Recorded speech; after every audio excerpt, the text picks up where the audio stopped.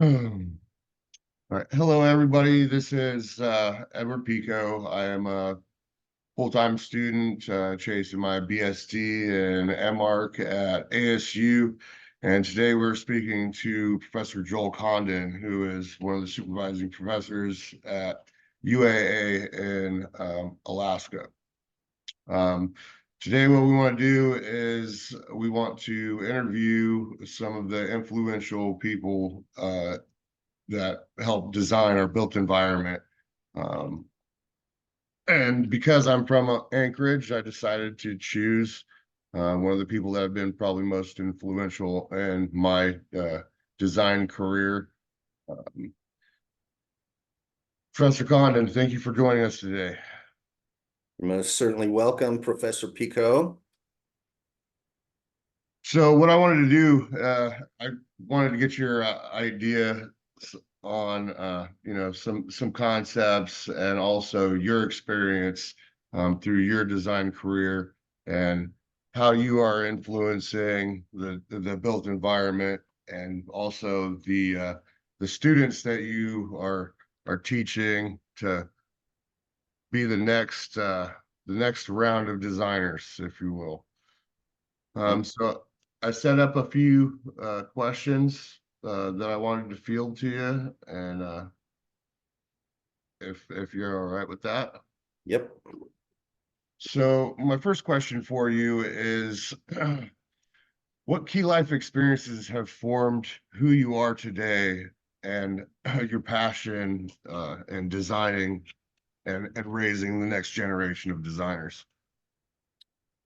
I think a seminal experience for me was when I hit the road from California in February, heading for Alaska to build a chalet on the edge of Kachemak Bay. So pulling out of suburbia, California, Northern California, and all the experiences of driving the Alcan Highway, the sort of trials and tribulations along the way.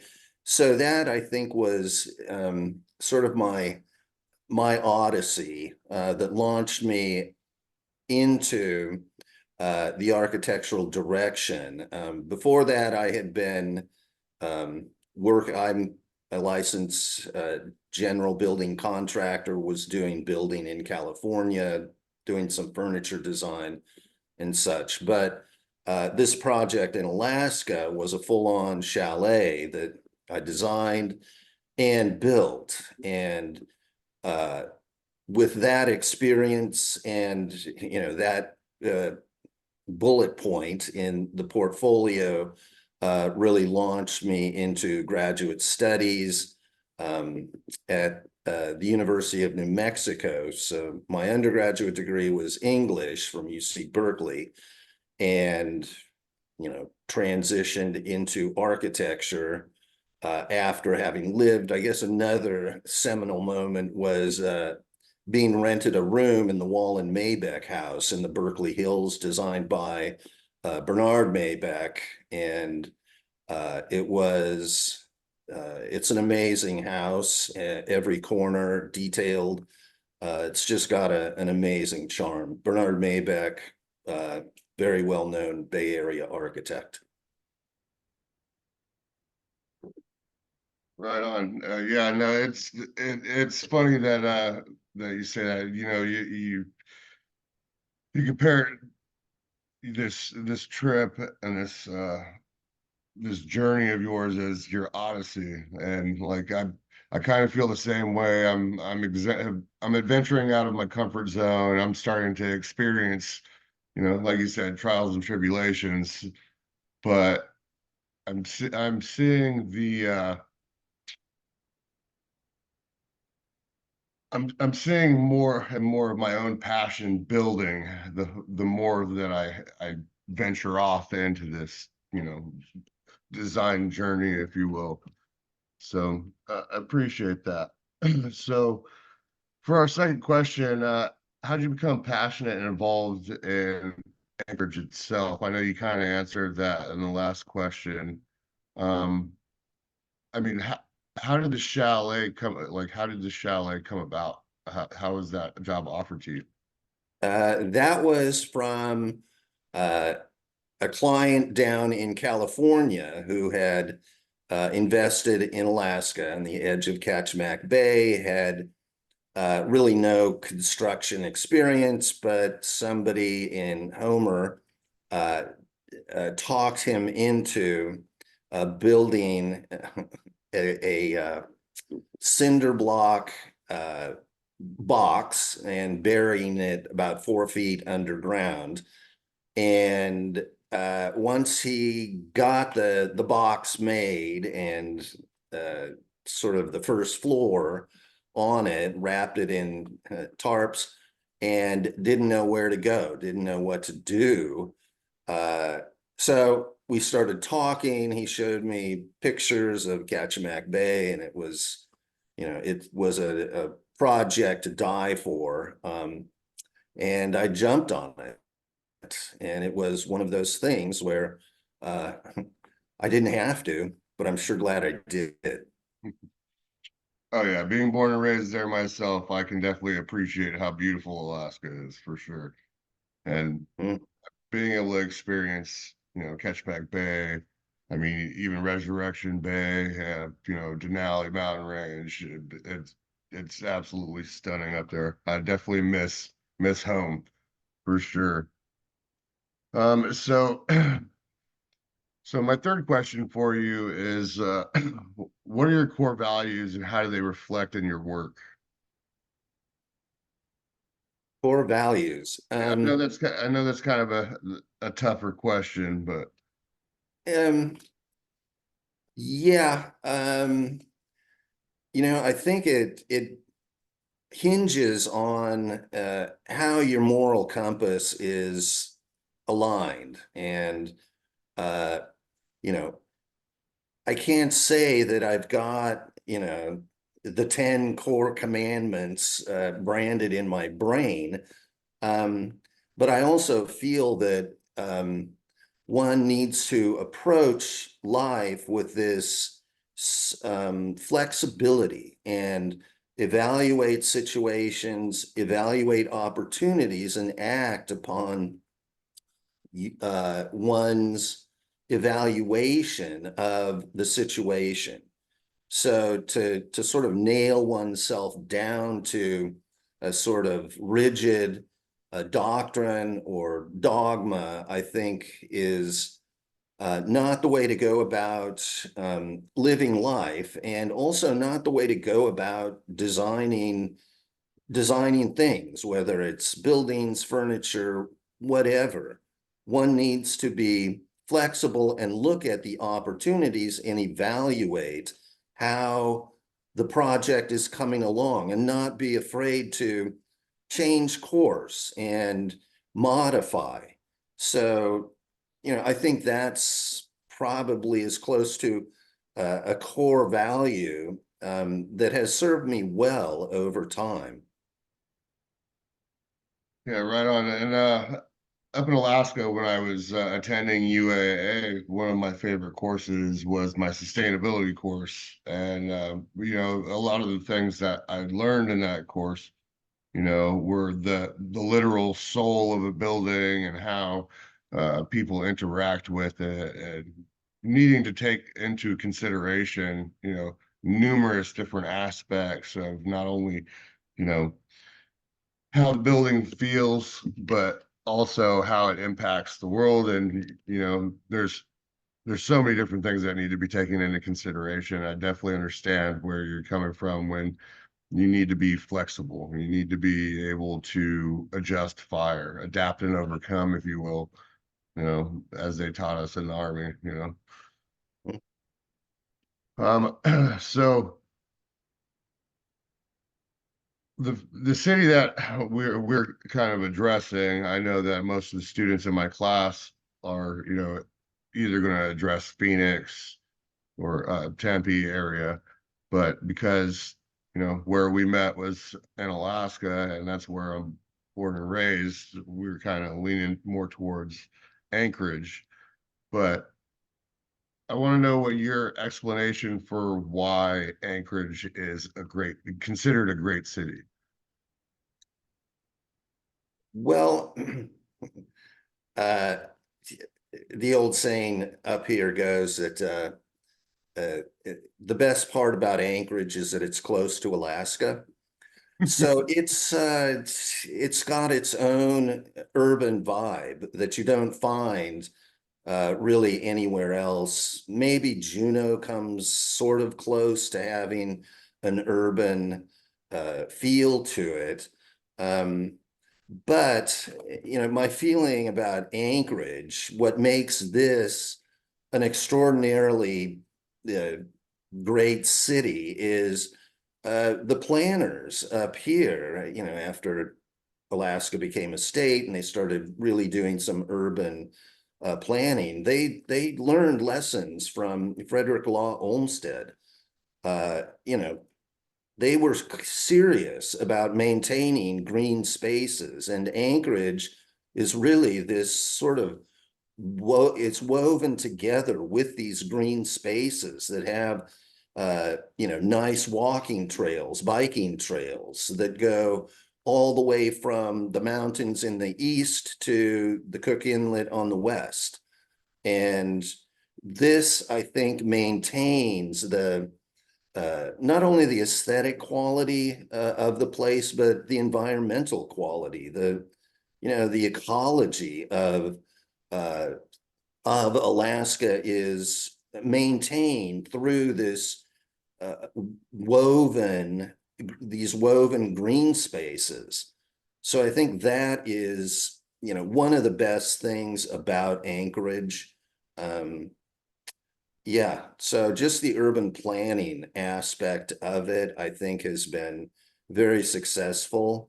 They were paying attention to not only Central Park in New York City, but also Prospect Park over in Brooklyn. Both fabulous green spaces in the middle of an urban area. Whereas Anchorage sort of had green spaces already established along Campbell Creek and Chester Creek. Um, so they may, rather than put a road, and that's sort of the logical place to put a road next to a creek because it's going to be relatively flat ground, uh, easily paved over. And they avoided that. They maintained a sizable green belt along each one of those creeks. So, the city kind of grew up around these green spaces. And yeah, I think that is something that all urban design or urban planners should keep in mind. Yeah, I think I think the green spaces up in Alaska are very reflective of the populace in the area.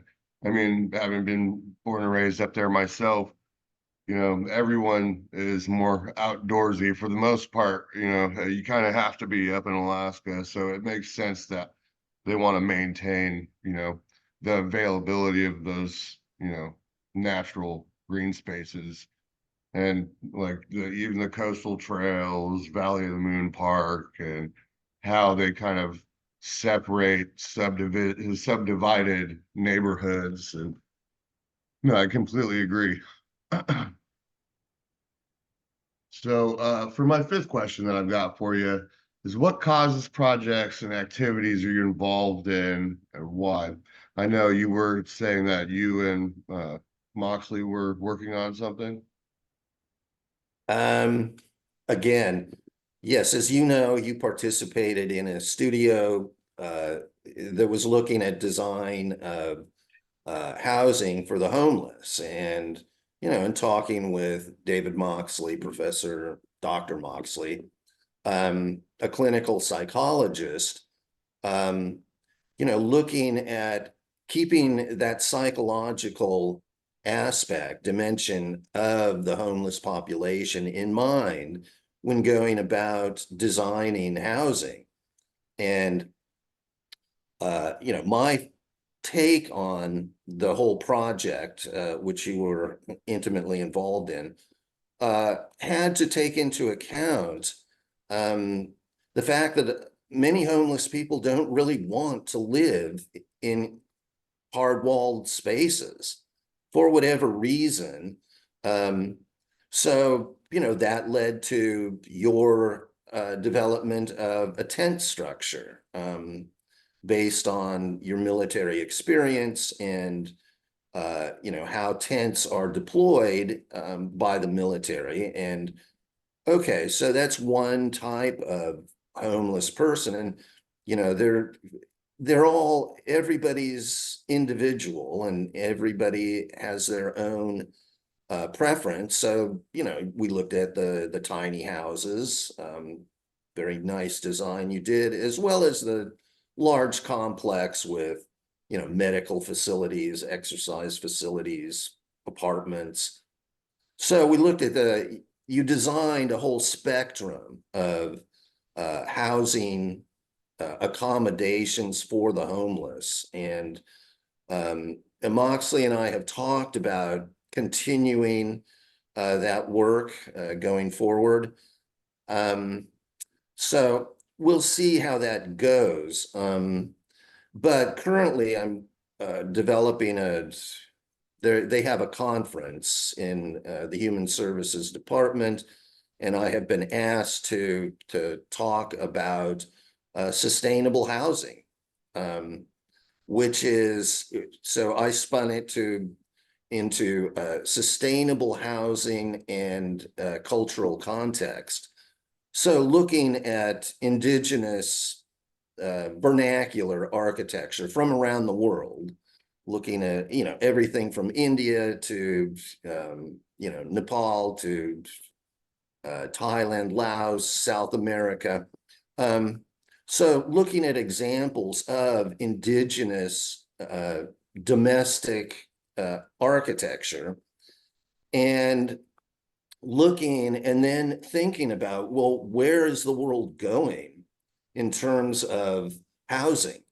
And, we have a lot of examples of, thatched roofs and, rammed earth, mud houses in places like Cameroon, Cote d'Ivoire, various hand-built structures that are inhabited currently by people. And the sad reality is that the world is, if we look at the demographics of the situation and sort of the exponential rise in the human population after about the middle of the 18th century, the beginning of the Industrial Revolution, we're all the way, at which point there were only about 1 billion people on Earth. And then today we're up at, where are we at, 8.6 billion, supposedly going to hit 10 billion by 2050.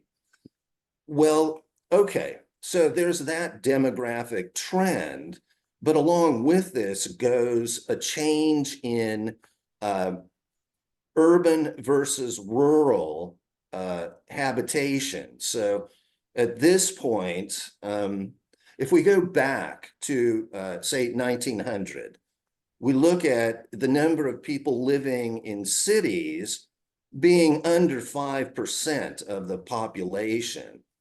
And if we then track that over time, we find that in the United States today, there are only about 10 to 15% of the population still lives in rural areas, and the rest are in cities. So we've got this vernacular architecture based on sort of found materials and, sustainable materials. And now we're looking at a situation where, we've got to have high-rise buildings. And, that's sort of the sad demographic truth. And, how else, we can't just have endless suburban sprawl, especially in some place like Anchorage, and probably especially like Phoenix and Los Angeles, and we've all witnessed the sort of problems that that creates. And these houses aren't made from indigenous found materials like, you know, wattle and daub and adobe. And so that kind of development going forward is going to be supplanted by vertical housing towers. And, this is something to be concerned about, because as Christopher Alexander mentions in the pattern language, that there's substantial evidence to suggest that high-rise buildings make people crazy. And I don't know exactly what evidence he based that on, but he goes on to elaborate and say that the further people get away from the earth, the more disoriented they get psychologically. So I'm thinking that, going forward, this is going to be a trend that we're going to have to confront and really consider, what are we going to make these towers out of? And really, is this, okay, so it's good for the psychology profession, I guess, more and more crazy people. But the thing that comes to mind is that we just can't do it with concrete, being one of the least ecological building materials out there. So, perhaps it's all steel frame buildings that can be recycled. So the steel can be, melted, recast. That's not terribly sustainable given the high temperatures it takes to melt steel and recast it. But, what else do we have? I guess, there's still advances being made in engineered lumber, glues that are very effective. But how ecological are those adhesives? So, did that Yeah, get it? no, absolutely. And it's funny you brought up rammed earth too, because there's actually there last last semester down at ASU, we ended up having a kind of an invitational uh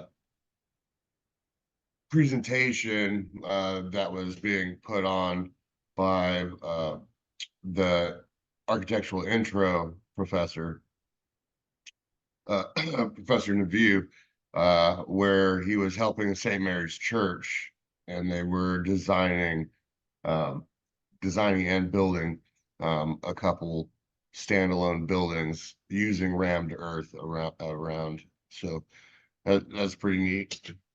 So it is kind of cool that trying to go backwards, if you will, and it worked for as long as it did. So I feel like there's definitely something to be found by resorting back to you know where the first domiciles came from. So so for my next question, how do you collaborate with other groups and individuals to realize your impactful work? Um, so I've been a member of the Urban Design Commission for several years in Anchorage here. So I'm not, I don't know that you'd call that necessarily collaborative.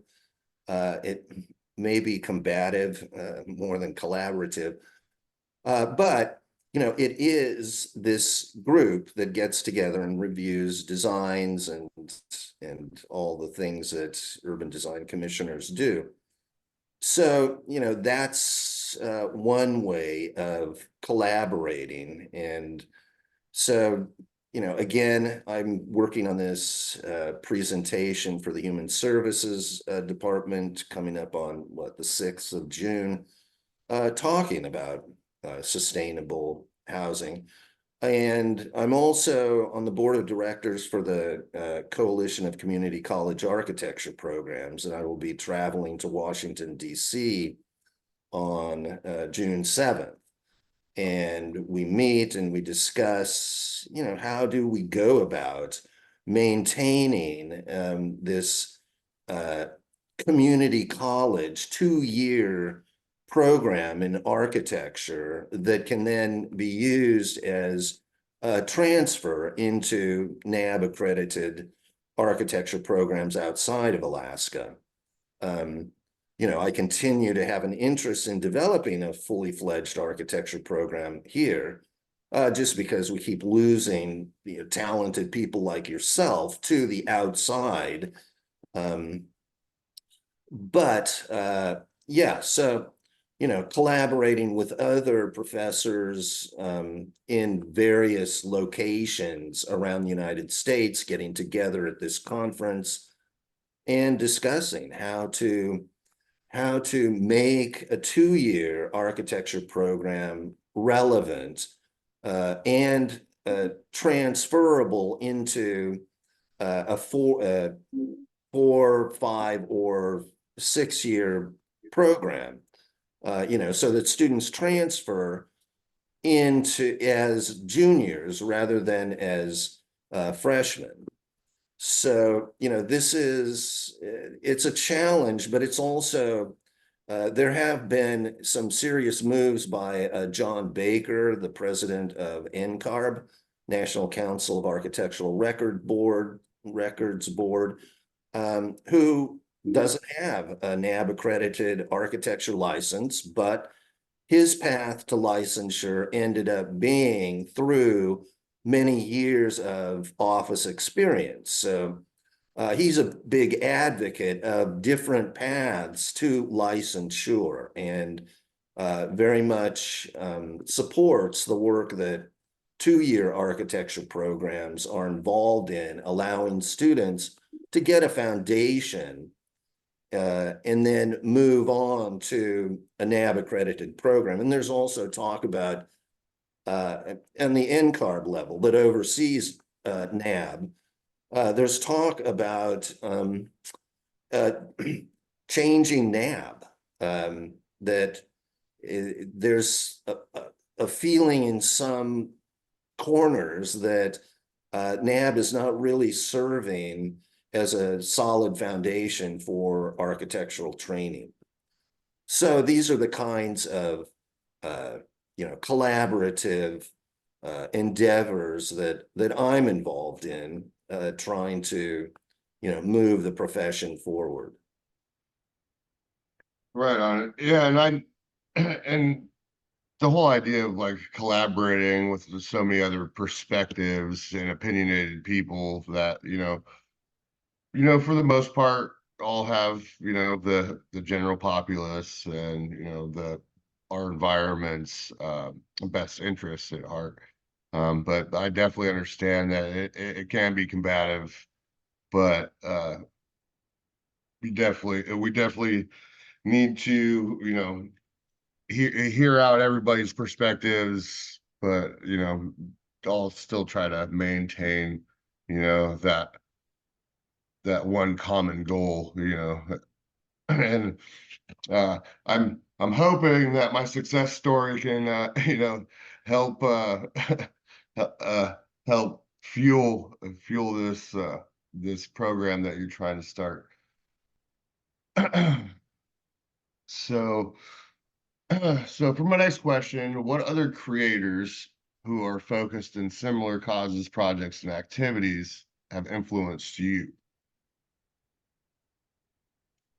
Who is your you to me, if you will? Um, well, as I mentioned earlier, Bernard Maybeck had an effect. He was long gone by the time I rented a room in the Wallen Maybeck house. But more specifically, the main impact, my mentor was Kramer E. Woodard, professor at University of New Mexico. He was educated at Columbia, knew invited me out to lunch with Kenneth Frampton, had a very interesting talk. And I worked with Kramer on Lot K, especially in Albuquerque, New Mexico.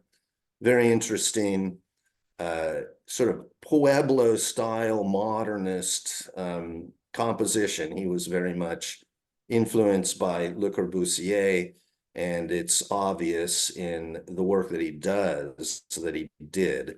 And yeah, so so Lot K can be found in James Grayson Truelove's New American House 3, and the New American Cottage features another one of Woodard's projects back east.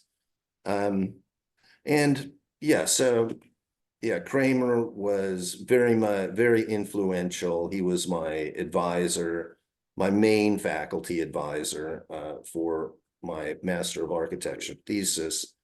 But yeah, that really helps to have somebody who takes time and, you know, All right, sorry about that, Professor.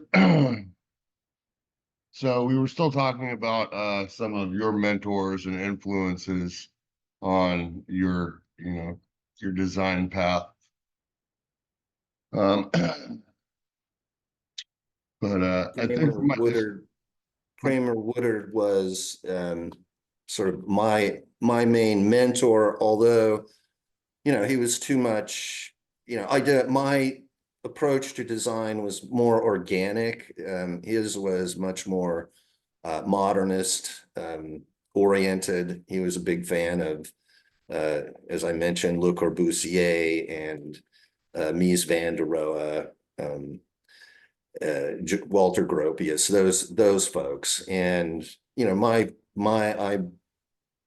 have a bit more appreciation for people like Bruce Goff and Bart Prince, Frank Lloyd Wright.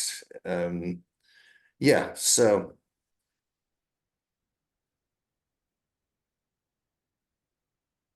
right on. Yeah, I am a large Van der Rohe fan myself, and Frank Lloyd Wright. But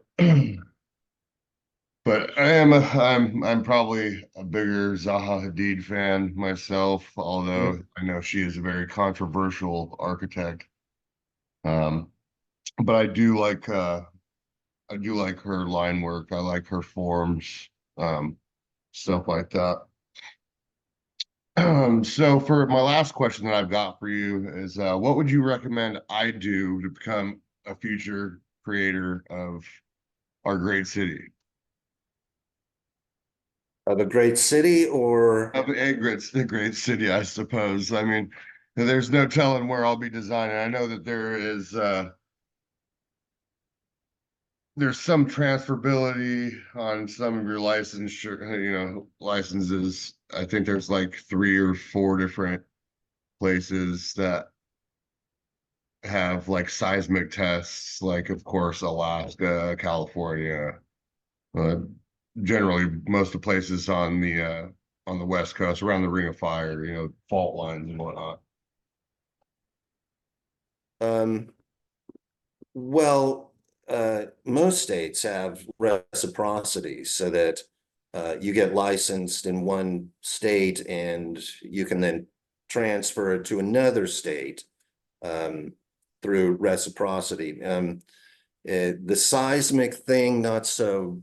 Up here in Alaska, the big thing is Arctic engineering and northern design. So all licensed architects, engineers, and land surveyors have to take either an engineering course, Arctic engineering, or the Northern Design class, which I've just recently sort of took it over from engineering and put it into our college.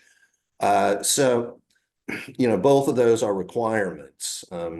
The AELS architects, engineers, and land surveyors board uh, has to have evidence that licensed practitioners up here have an understanding of the unique environmental conditions that we face in this circumpolar environment that you don't find in the lower 48. Yeah, something that I've definitely noticed looking at some of the construction down here.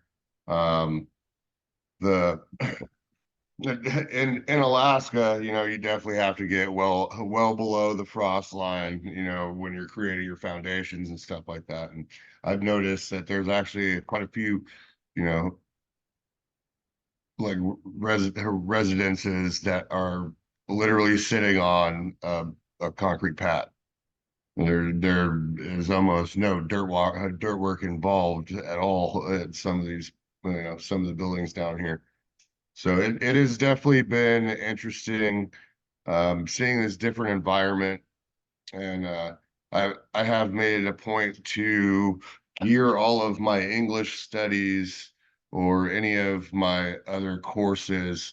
I've geared it towards uh, researching homelessness solutions, or the validity of the solutions that are being attempted.